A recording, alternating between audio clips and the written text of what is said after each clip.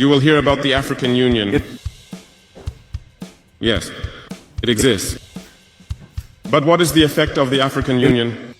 Ibrahim Traore, born on March 14, 1988 in Kera, Burkina Faso, has not only reshaped his nation's political landscape, but has also ignited a wave of inspiration across the African continent. You cannot talk about integration in the theme and not talk about the African Union.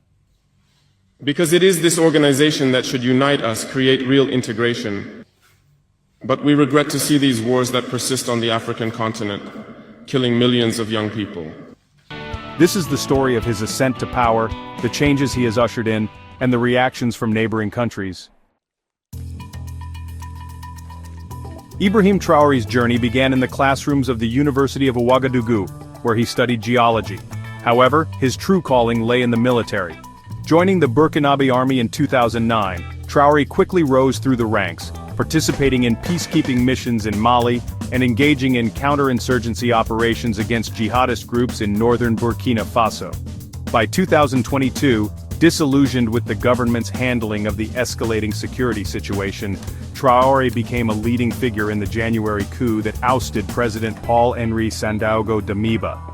On September 30, 2022, Traore and his fellow officers launched a successful coup, citing the need for a more effective response to the jihadist insurgency. Within days, he was sworn in as interim president, pledging to restore security and sovereignty to Burkina Faso.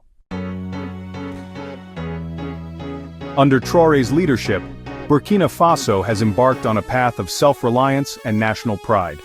Economic sovereignty.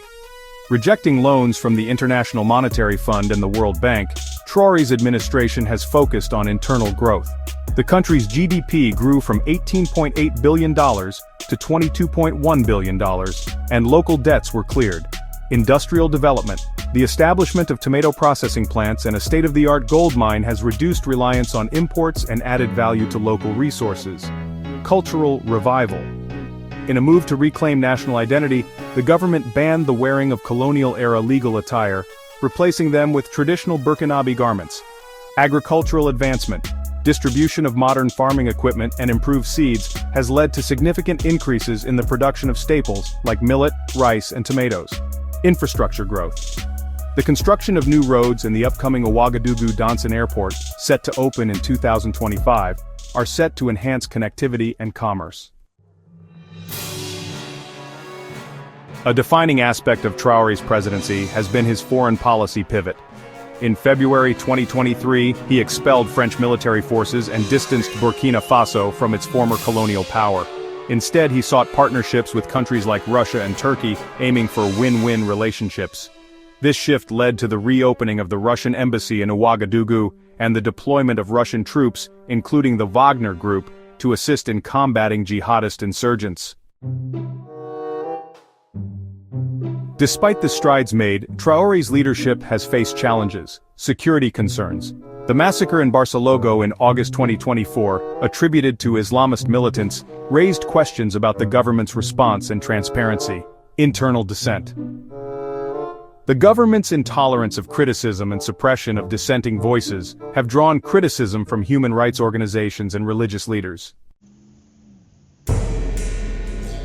Burkina Faso's transformation under Traore has garnered attention across Africa. Support countries like Mali and Guinea, also under military leadership, have expressed solidarity with discussions about forming a regional alliance of military-led nations.